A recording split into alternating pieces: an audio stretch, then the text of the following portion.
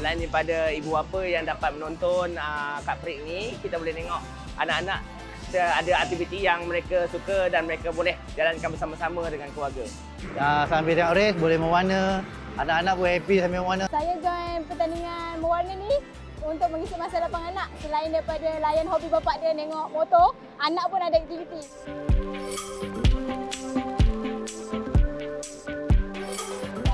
Macam ni, okeylah if ada anak-anak juga kan. So, bapak dia seronok dapat tengok, anak dia pun enjoy.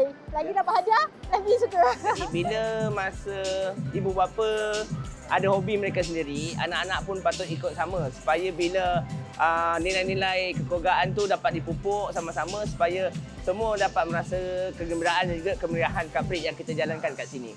Yang penting, Kak Prik,